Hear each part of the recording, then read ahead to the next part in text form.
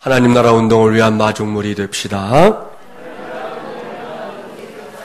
당신의 자녀가 사무엘처럼 자라길 축복합니다. 한 번 더 축복합시다. 믿음의 가문을 세웁시다. 할렐루야. 네, 오늘 아시는 대로 어버이 주일입니다. 지난 화요일이 어버이날이었는데요. 그날을 나름대로 의미 있게 보내셨을 거예요. 저도 어머니 모시고 함께 식사하면서 이런저런 이야기 나누는 것으로 어버이날을 대신했습니다. 좀 밋밋하게 보낸 것 같은 아쉬운 마음도 있지만 아무튼 이렇게 좀 모여서 시간을 갖는 것만으로도 좋은 시간이 되었습니다. 아마 여러분도 이 모양 저 모양 각각의 형편에 맞게 시간을 보내셨을 것이고 또 멀리 계신 부모님께는 전화라도 드리고 했을 거라 생각합니다. 그렇다면 여러분은 어버이날의 유래를 잘 알고 있으신가요? 여기서 어버이날의 유래를 잠시 말씀드립니다. 지금부터 약 한 100여 년 전에 미국 버지니아주 웹스터 마을에 안나 자이비스라는 소녀가 어머니와 이제 단란하게 살고 있었습니다. 그런데 어느 날 안나는 불행하게도 사랑하는 어머니를 여의게 되었습니다. 소녀는 어머니의 장례를 엄숙하게 치르고 그 산소 주위에 어머니가 이제 평소에 좋아하시던 이 카네이션 꽃을 심었습니다. 그리고는 항상 어머니 생전에 잘 모시지 못한 것 같아서 그것을 후회하며 하루하루를 살았습니다. 그러던 이제 소녀가 어느 모임에 참석하게 되었는데 바로 그날 이제 흰 카네이션을 가슴에 달고 나갔습니다. 보는 사람들이 그 이유를 물었더니 소녀가 대답합니다. 어머님이 그리워 어머니 산소에 있는 카네이션과 똑같은 꽃을 달고 나왔습니다. 안나는 그 후에 어머니를 잘 모시자는 운동을 벌이게 되었는데 그 결과 1904년에 시애틀에서 어머니날 행사가 처음 개최가 됩니다. 그래서 이날에는 이제 어머니가 살아계신 분들은 이제 붉은 카네이션을 가슴에 달아드리고 이제 돌아가신 분들의 경우에는 자기 가슴에다가 이제 흰 카네이션을 달게 되었던 것입니다. 그 미국에서는 1913년 이래로 매년 5월 두 번째 주일을 이제 어머니 날로 정했고요. 점차 전 세계적으로 이제 간섭화되었던 것입니다. 우리나라에서는 1956년 5월 8일을 이제 어머니 날로 정했다가 그 뒤 1972년에 이제 명칭을 어버이날로 바꾸고 이제는 이제 전국적인 행사로 삼게 된 것입니다. 이것이 이제 어버이날의 유래고요. 교회는 이러한 어버이날이 끼어 있는 주일을 매년 어버이 주일로 삼고 있는 것입니다. 이것은 한국 교회의 아주 좋은 전통 중에 하나라고 생각합니다. 오늘은 그 어버이 주일을 맞이하여 하나님 나라 운동을 위한 마중물이 되자 29번째 시간을 가지려고 합니다. 오늘은 내 부모를 공경하라 라는 제목으로 하나님의 말씀을 전하도록 하겠습니다. 혹 이런 이야기를 들어보셨는지 모르겠어요. 어느 날 한 엄마가 9살 먹은 자신의 아들 윤기에게 물었습니다. 윤기야, 너희 다음에 커서 장가가도 엄마랑 같이 살 거지? 사실 이런 질문은 좋은 질문이 아니에요. 물론 엄마들 마음 속에는 그래도 내 아들인데 라는 생각이 있겠지만 나중에라도 그런 기대가 무너져 버리면 그때는 살 소망까지 잃어버릴 수도 있다는 거 꼭 염두에 두셔야 돼요. 그래서 저는 집에서 자주 말합니다. 일찌감치 포기하라 그래요. 아들을 향한 괜한 짝사랑 이제 그만하라 그렇게 말합니다. 아무튼 엄마의 질문을 받은 윤기는 곧바로 대답을 하질 않았어요. 뭔가를 한참 생각하듯 잠시 머뭇거리더니 엄마 잠깐만 기다려보세요 라고 말하고는 밖으로 나갔습니다. 이 녀석이 안 들어와요. 한 10분 정도 지났을까요? 허겁지겁 달려 들어와서 대답하는 거예요. 엄마 저기 있잖아요. 영희가요 절대로 안 된대요. 그러더라는 거예요. 여기서 영희는 우리 김영희 전도사님은 아닙니다. 윤기의 친구 영희입니다. 사랑하는 마중물이란 가족 여러분, 이것이 요즘의 현실이죠. 예전에 우리가 생각했던 그런 세상이 아닙니다. 적어도 3대가 어울려 살던 대가족 시절과는 달리 많아야 그저 이제 서너 명인 한 가족이 살고 있는 요즘에 부모와 자녀들 그리고 자녀와 자녀들 사이에서 이전에 볼 수 있었던 가족 간의 넉넉한 정이나 우애를 기대한다는 것이 자칫 욕심이 될 수도 있는 그런 시대가 되어버렸습니다. 예전에 대가족에 모여 살던 시절에는 사실 부모님보다 그 가정에서의 장녀, 장남에게 더 큰 권세가 있었습니다. 이게 부모의 권세보다 위에 있는 권세예요. 당시의 부모님들은 자식들을 먹여 살리고 공부시키기 위해 일터에 나가 뼈 빠지게 일했습니다. 그러다 보니 보육의 책임이 그 가정의 장녀나 장남에게 주어졌던 것이죠. 특히 이 장녀들은 어린 동생들 등에 업어서 키웠습니다. 마치 어머니 같은 역할을 하면서 어린 시절의 대부분을 보냈던 것이죠. 가끔 드라마에서 옛날 그 시절 얘기할 때 보면 장녀들이 꼭 그런 일 하잖아요. 이렇게 키워진 동생들은 장남이나 장녀를 마치 아버지와 어머니를 대하듯 어려워하는 경우들이 종종 있습니다. 그뿐입니까? 적어도 이 한타스 내외로 자녀들을 낳던 그 시절에는 집에서 자녀들의 이름을 부를 때 아주 재미난 일들이 벌어집니다. 대개의 경우 제일 큰 녀석의 이름을 먼저 시작해서 순서대로 이 부모님들이 쭉 불러요. 아무개 그러다가 마지막에 부르는 이름 진철아 라고 부르면 이 부모님이 부르려고 하는 녀석은 마지막에 부른 그 녀석이에요. 예? 이게 다 줄줄이 이어 부른다니까요. 그리고 마지막에 부르기 때문에 정신을 바짝 차려야 돼요. 지금 부모님이 누굴 부르는지 신경을 써야 됐던 그런 시절도 있었습니다.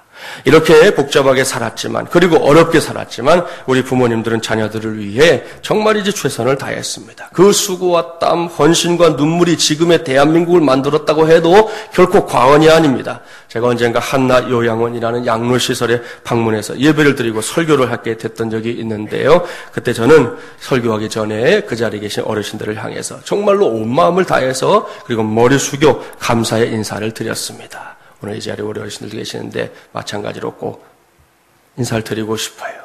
그동안 자녀손들을 위해 애써주셔서 정말 감사드립니다. 제가 그렇게 인사를 한 이유가 있어요. 이 땅의 어르신들이 그동안 자녀손들을 위해 얼마나 애쓰셨습니까? 무엇보다 자식들 공부시키기 위해 부모님들이 애쓰신 흔적들을 보면 눈물 없이는 볼 수 없는 사연들이 얼마나 많은지 모릅니다. 논 팔고 밭 팔고 심지어는 자신이 살던 집까지 팔아서 자식들 공부를 시켰습니다. 자신들이 물려받은 가난과 무지한 인생 내 자식들에게만큼은 물려주지 않겠다는 절절한 의지를 가지고 대다수의 부모님들이 그렇게 사셨어요. 저희 어머니도 다르지 않습니다. 어린 시절에 그저 그 집안에도 남매밖에 안 계셨는데도 딸이라는 이유로 제대로 대접받지 못하고 공부할 기회도 길게 가져보지 못했습니다. 그러다 보니 자식들만큼은 할 수 있는 데까지 공부를 시키고 싶어 하셨어요. 지금 생각해봐도 당시에 그렇게 여유가 없었을 텐데 학교에서 필요한 것이 있다고 하면 당신 주머니가 비었으면 남의 돈을 빌려서라도 해주셨어요. 이제야 말씀을 드리지만 철이 없던 그 시절에 제가 필요한 돈이 또 있잖아요. 그 돈이 필요하면 학교에서 요만큼 갖고 오라고 그랬는데 조금 부풀려서 이야기해도 아무것도 묻지 않고 그거 그대로 해주셨어요. 아마 이 자리에 있는 부모님들도 크게 다르지 않을 것입니다.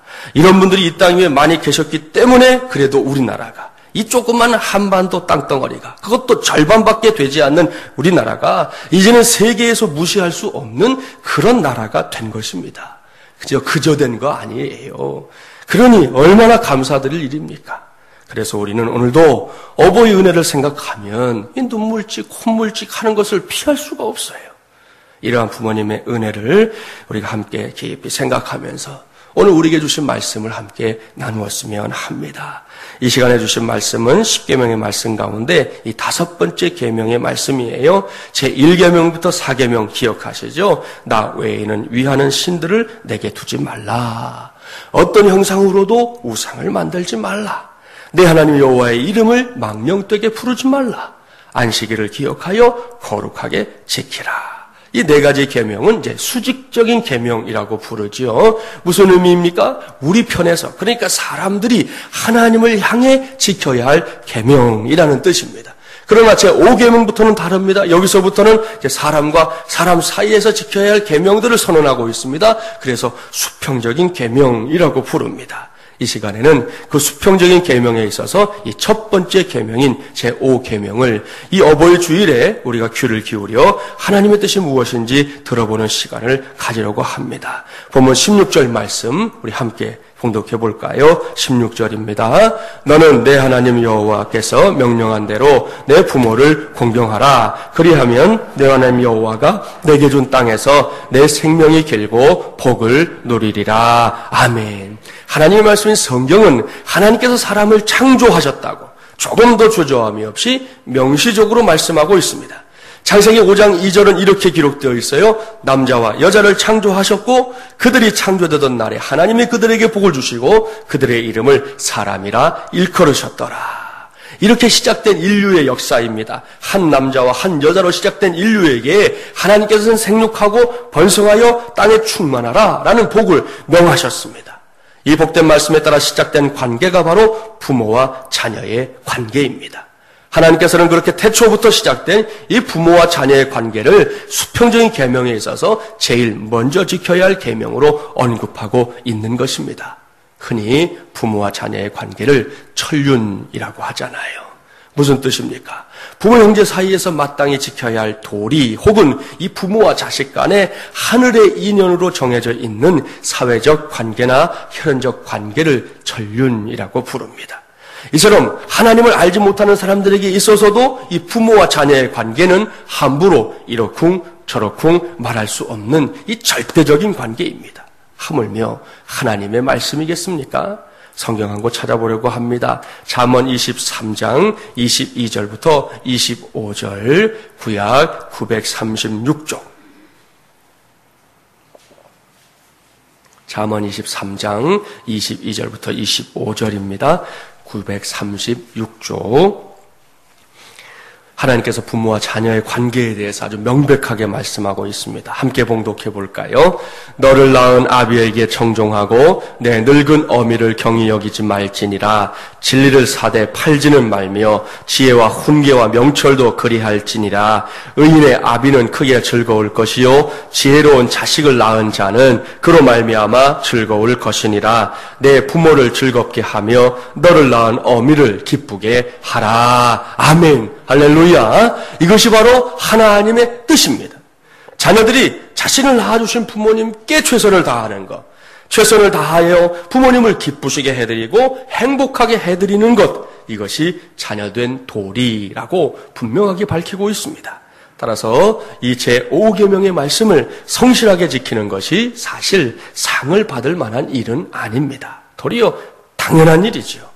그런데도 하나님께서는 부모를 공경하며 사는 사람들에게 큰 상급과 보상을 약속하고 있습니다. 오늘 준 말씀 후반절 보세요. 그리하면 내 하나님 여호와가 내게 준 땅에서 내 생명이 길고 복을 누리리라 말씀합니다. 무슨 말씀입니까? 하나님께서 부모를 공경하는 사람들에게, 우리식으로 말하면 효를 다하는 사람들에게 이 세상에서 장수하는 복과 생업에 필요한 복을 주실 것을 약속하고 있는 말씀입니다. 그렇다면 이 말씀이 무엇을 강조하려고 하는 것인지 알 수 있지요? 하나님께서 그만큼 부모를 공경하는 일을 중요하게 여기신다는 뜻입니다.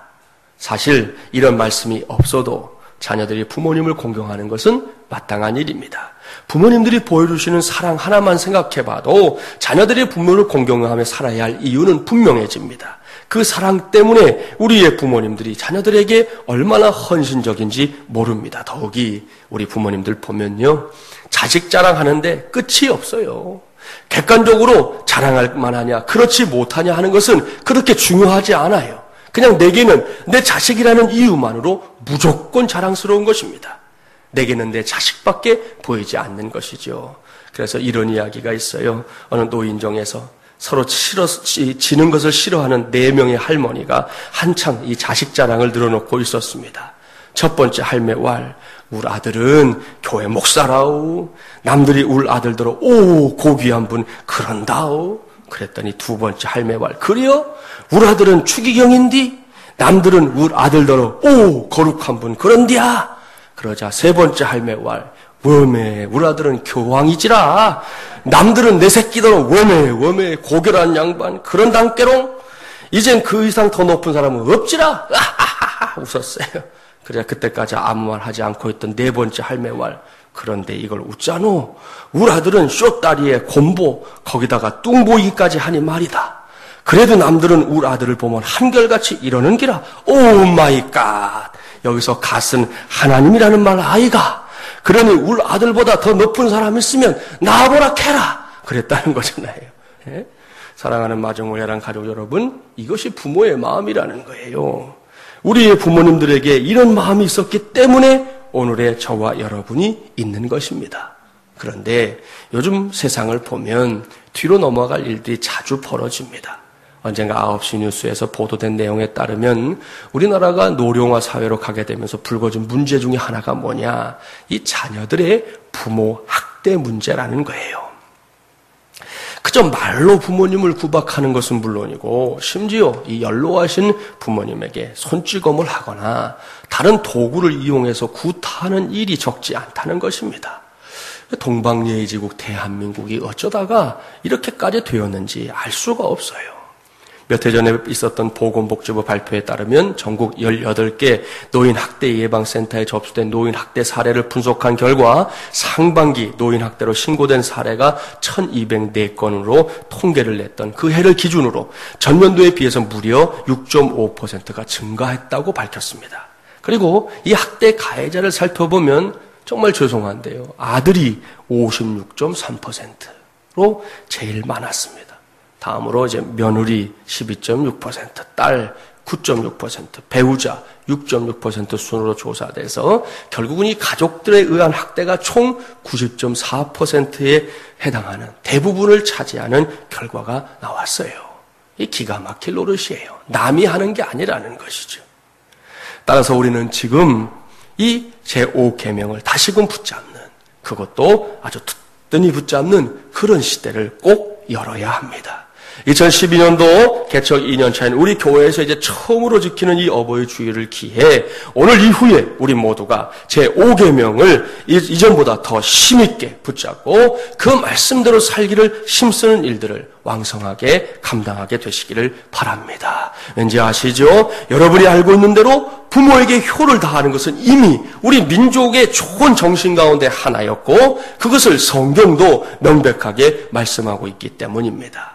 인천에 가면 인천 순복음교회가 있어요.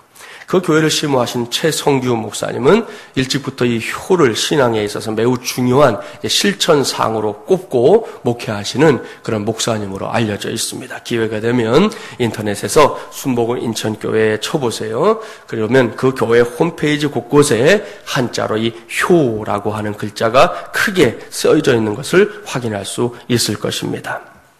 최 목사님은 1995년부터 이제 효를 부르짖기 시작했는데요. 당시만 해도 효라고 하면 우선적으로 이게 이제 유교적 이념의 대표적 산물처럼 인식되던 터라 교회에서 효를 가르친다는 게 매우 생소했습니다.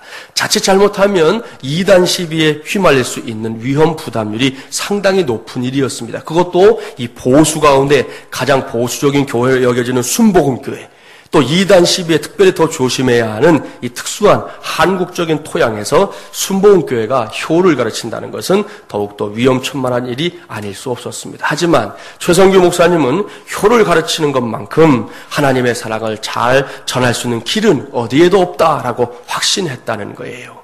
가족이 파괴되고 뉴에이지 사상이 팽배해지고 있는 상황에서 복음을 전할 수 있는 가장 좋은 메시지가 바로 효라고 확신했던 것입니다.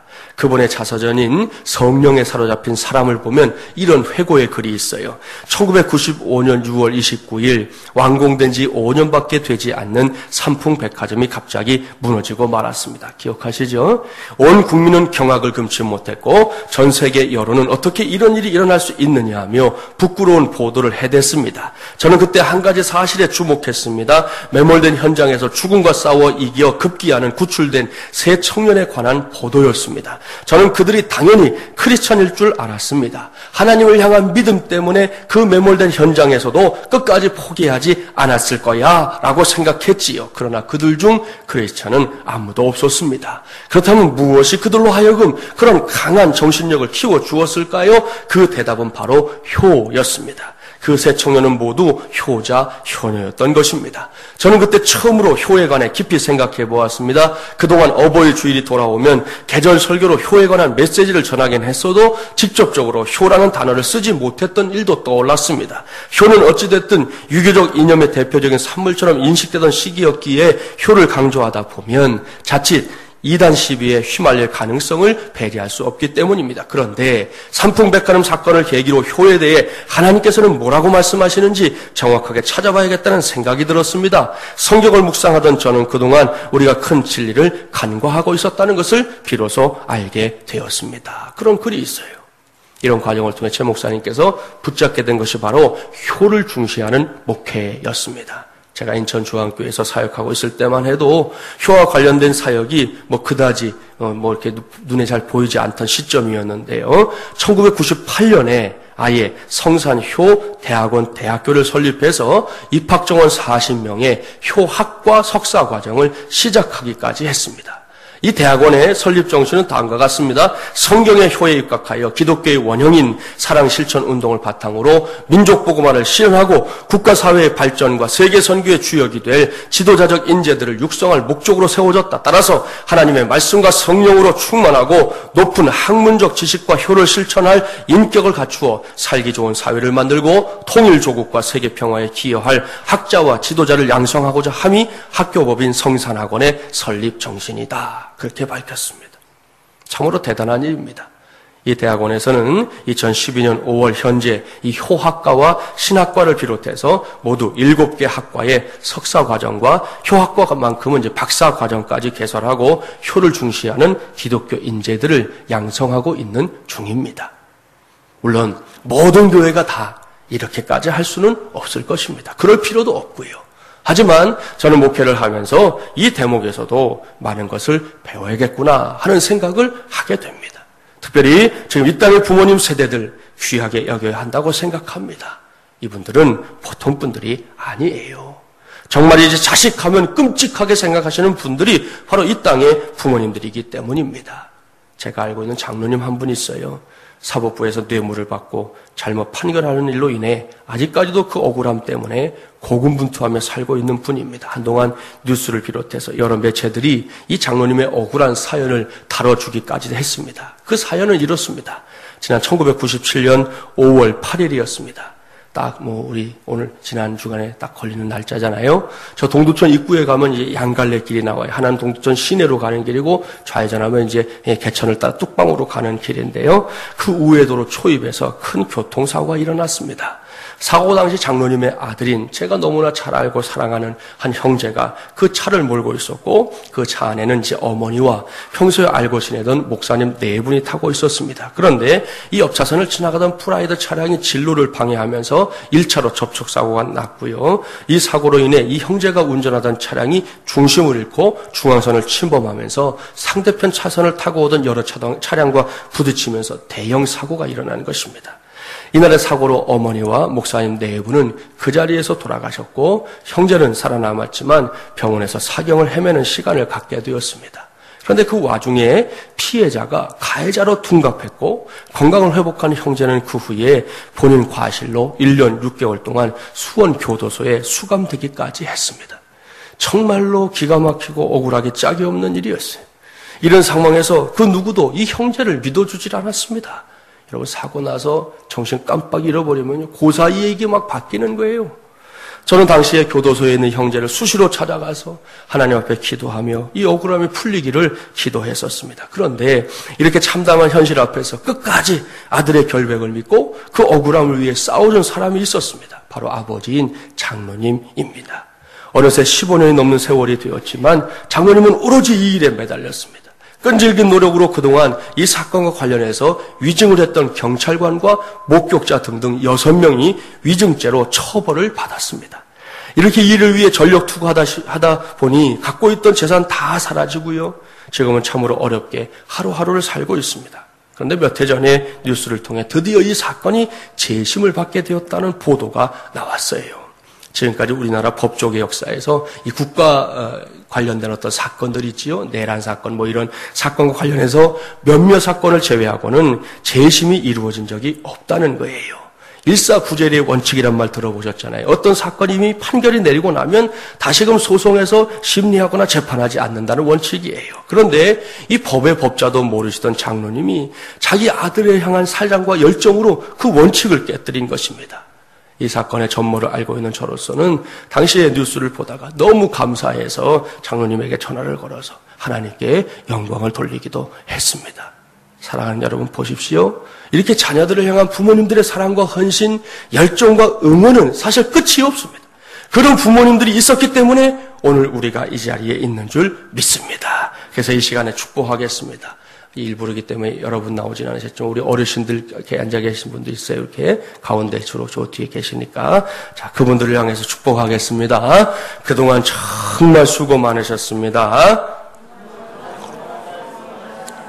그 수고 때문에 우리가 있습니다.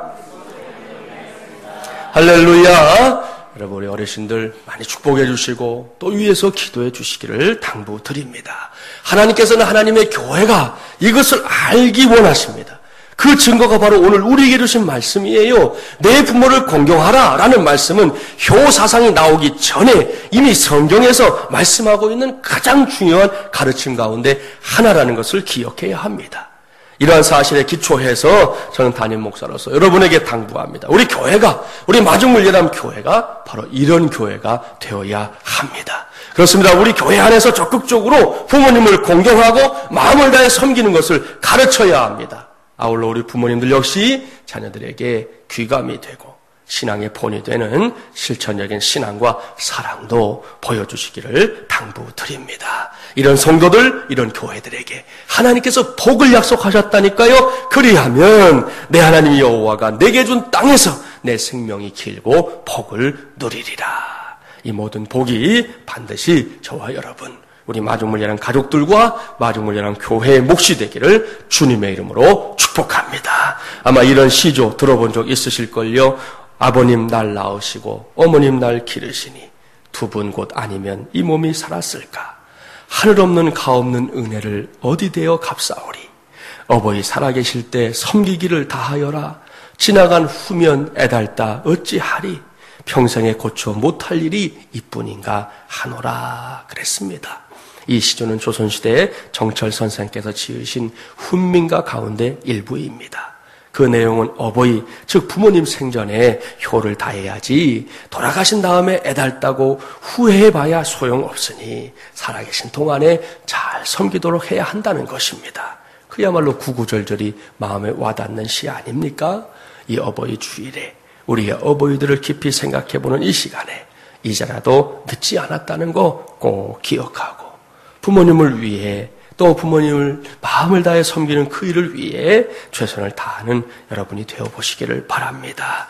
이를 위해 해야 할 일들 많은데요. 그 중에 다 말씀드릴 수 없고 나머지 여러분도 잘 아실 테니까 제가 한 가지만 말씀드릴게요. 그것은 할 수 있는 한 매사를 부모님들의 눈높이에서 이 이야기를 힘써야 한다는 것이에요. 얼마 전에 읽은 존 맥스웰 목사님의 책에서 본 이야기가 있어요. 세 아들이 성공하기 위해 길을 나섰고요. 모두 다 성공해서 많은 돈을 벌었습니다. 승부욕이 강한 세 아들은 한데 모여서 각자 자신이 연로하신 어머님께 무엇을 선물했는지 자랑했습니다.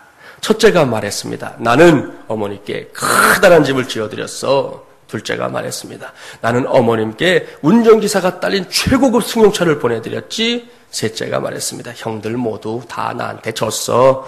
어머니는 성경 읽는 것을 좋아하셨는데 요즘 시력이 약해지셔서 글을 잘 못 읽으시잖아. 그래서 나는 성경 전체 내용을 모조리 암송하는 갈색 앵무새를 사드렸어.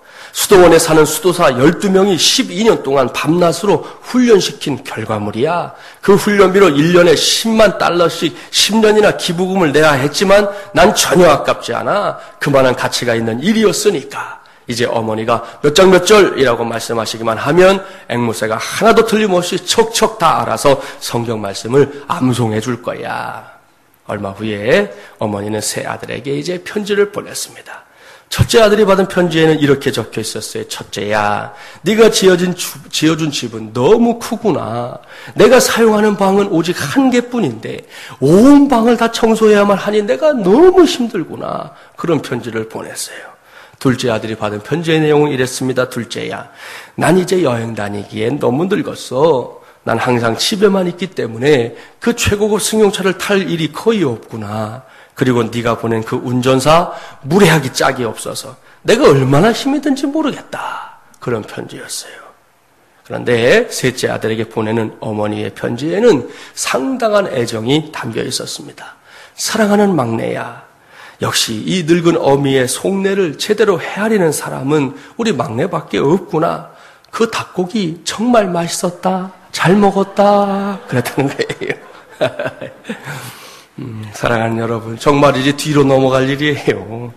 연로하신 어머니께서 무려 이 10억 원이 넘는 앵무새를 닭고기인 줄 알고 홀랑 잡수셨으니 말이에요. 이 이야기에서 우리가 반드시 배워야 할 것이 있어요. 그것은 부모님들에게 소위 잘한다고 하는 것도 우리가 생각하는 관점에서 잘하는 것에 그치면 안 된다는 거예요. 곤란하다는 거예요. 그랬다가는 얼마든지 이 이야기에 나오는 일처럼 어처구니 없는 일들이 일어날 수 있습니다. 할 수 있는 한 최선을 다해 이 부모님들의 눈높이에서 기뻐하실 일들을 고려해야 합니다. 그래야만 제대로 할 수 있어요. 그래야만 잘할 수 있습니다. 오늘 이후에 저도 여러분도 꼭 부모님들의 눈높이에서 우리의 부모님들을 최선을 다해 섬겨주시기를 바랍니다. 지난 주간을 보내는데 저 군포에 사는 한 남자 집사님이 계시는데 그분이 제게 문자로 보내주신 아주 좋은 글이 있었어요. 그러니까 이분이 제가 주일날 설교 준비를 할 걸 알고 보냈는지 아니면 이게 어버이날이 있어서 그걸 보냈는지 뭐 제가 물어보지는 않았는데 제목은 어느 부모님이 자식에게 보낸 편지라는 글이에요. 한번 귀를 기울이고 들어보세요. 내 사랑하는 아들, 딸들아, 언젠가 우리가 늙어 약하고 지저분해지거든 인내를 가지고 우리를 이해해다오. 늙어서 우리가 음식을 흘리면서 먹거나 옷을 더럽히고 옷도 잘 입지 못하게 되면 네가 어렸을 적 우리가 먹이고 입혔던 그 시간들을 떠올리면서 미안하지만 우리의 모습을 조금만 참고 받아다오. 늙어서 우리가 말을 할 때 했던 말을 하고 또 하더라도 말하는 중간에 못하게 하지 말고 끝까지 들어주면 좋겠다. 네가 어렸을 때 좋아하고 듣고 싶어 했던 이야기를 네가 잠이 들 때까지 셀 수 없이 되풀이하면서 들려주지 않았니? 훗날에 혹시 우리가 목욕하는 것을 싫어하면 우리를 너무 부끄럽게 생각하거나 나무라지는 말아다오. 수없이 핑계를 대면서 목욕을 하지 않으려고 도망치던 너를 목욕시키려고 따라다니던 우리의 모습을 기억하고 있니? 혹시 우리가 새로 나온 기술을 모르고 무심하거든 그 방법을 우리에게 잘 가르쳐다오. 우리는 내게 얼마나 많은 것을 가르쳐 주었는지 아느냐? 점점 기억력이 약해진 우리가 무언가를 자꾸 잊어버리거나 말이 막혀 대화가 잘 안 될 때면 기억하는 데 필요한 시간을 좀 내어주지 않겠니? 그래도 혹시 우리가 기억을 못 해내더라도 너무 염려하지는 말아다오. 왜냐하면 그때 우리에게 가장 소중한 것은 너와의 대화가 아니라 우리가 너와 함께 있다는 것이고 우리의 말을 들어주는 내가 있다는 것이 중요하기 때문이란다. 또 우리가 먹기 싫어하거든 우리에게 억지로 먹이려고 하지 말아다오. 언제 먹어야 하는지 혹은 먹지 말아야 하는지는 우리가 잘 알고 있단다. 다리가 힘이 없고 쇠약하여 우리가 잘 걷지 못하게 되거든 지팡이를 짚지 않고도 걷는 것이 위험하지 않게 도와줄 수 있니? 내가 뒤뚱거리며 처음 걸음마를 배울 때 우리가 내게 한 것처럼 내 손을 우리에게 빌려다오. 그리고 언젠가 나중에 우리가 더 이상 살고 싶지 않다고 말하면 우리에게 화내지 말아다오. 너도 언젠가 우리를 이해하게 될 테니 말이다. 노인이 된 우리의 나이는 단순히 살아온 것을 이야기하는 것이 아니라 우리가 어떻게 생존해 있는가를 말하고 있음을 이해해다오. 비록 우리가 너를 키우면서 많은 실수를 했어도 우리는 부모로서 줄 수 있는 가장 좋은 것들과 부모로서 보여줄 수 있는 가장 좋은 삶을 너에게 보여주려고 최선을 다했다는 것을 언젠가는 너도 깨닫게 될 것이다. 사랑한다, 내 사랑하는 아들, 딸들아. 내가 어디에 있든지 무엇을 하든지 너를 사랑하고 너의 모든 것을 사랑한단다. 그런 편지입니다. 그야말로 가슴 절절한 부모님의 마음이 가득 담긴 편지입니다. 이 편지의 내용을 마음속에 떠올리면서 이 시간에 우리 모두에게 들려주시는 하나님의 음성에 귀를 기울이시기 바랍니다. 너는 내 하나님 여호와께서 명령한 대로 내 부모를 공경하라. 그리하면 내 하나님 여호와가 내게 준 땅에서 내 생명이 길고 복을 누리리라. 사랑하는 마중을 연한 가족 여러분, 이것이 오늘 우리에게 들려주시는 하나님의 말씀입니다. 지금까지 나름대로 잘 했을 것입니다. 그러나 거기서 만족하지 맙시다. 오늘 이후 이 말씀에 더욱 순종해서 하나님의 뜻을 온전하게 이루어가는 저와 여러분, 우리 마중물 예람교회가 되기를 간절히 바랍니다. 그리할 때 하나님께서는 우리 교회와 성도들에게 더욱 귀한 은혜와 복을 부어주실 줄 믿습니다. 이 귀한 역사의 선봉장으로 쓰임받는 우리 모두가 되기를 주님의 이름으로 간절히 축원합니다. 기도하겠습니다. 참 좋으신 하나님 아버지, 오늘도 하나님께서 우리를 불러주시고 하나님을 바라보게 하시고 하나님을 의지하게 하심을 감사합니다. 하나님 아버지, 오늘 어버이 주일로 우리가 지키면서 이 땅 위에서 우리를 이 땅에 있게 하신 우리의 부모님들을 다시 한번 생각합니다. 오늘 성경 우리에게 분명하게 말씀합니다. 내 부모를 공경하라. 하나님의 명령입니다. 우리의 의지와 우리의 감정과 우리의 생각에 의해서 좌지우지될 일이 아니라 하나님의 명령입니다. 우리 모두 우리의 부모님들 공경하는 일 최선을 다하게 하여 주시옵소서. 하나님 아버지, 공경하고자 하나 이미 세상을 떠나셔서 공경할 부모님들이 없는 분들도 있습니다. 이제는 우리가 더 좋은 부모가 되고자 하는 마음으로 이후의 인생길 살게 하여 주시옵시고 하나님의 뜻을 이루어가는 믿음의 감을 세워가는데 부족함이 없게 하여 주시옵소서. 그래서 오늘 성경이 약속한 대로 장수의 복도 또한 삶의 복도 누리며 사는 우리 마중물전한 가족들 되게 하여 주시옵소서. 이루어 주실 줄로 믿사옵고 예수님의 이름으로 축복하며 기도하옵나이다. 아멘. 찬송 213장 1절 4절 5절 부르면서 봉헌합니다.